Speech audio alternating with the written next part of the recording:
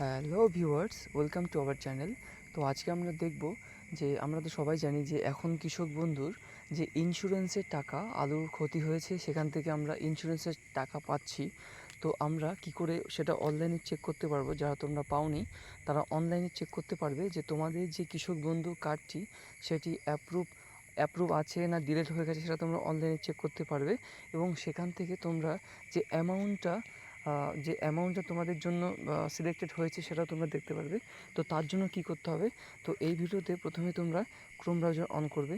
Chrome browser on করে এখান থেকে নতুন একটা ট্যাব খুলে নেবে এবং এখান থেকে সার্চ করবে কৃষক বন্ধু। কৃষক কৃষক বন্ধু এই কৃষক বন্ধু সার্চ করবে। তারপরে এই যে এরকম একটা ইন্টারফেস আসবে এবং এখানে ক্লিক করবে। এখানে ক্লিক করার পর একটু ওয়েট করবে এবং এরকম একটা ইন্টারফেস আসার পর একটু উপর দিকে ওঠাবে।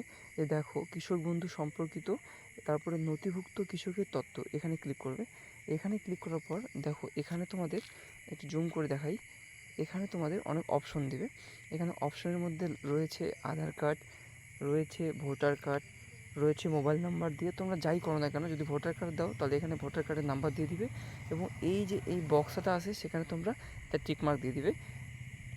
এখানে ভোটার কার্ড নাম্বার দিয়ে দিবে এবং এই যে বক্সটা আছে সেখানে একটা টিক মার্ক দিয়ে দিবে এবং তারপরে তোমরা সার্চ করলেই নিচে তোমাদের পুরো ডিটেলস চলে আসবে।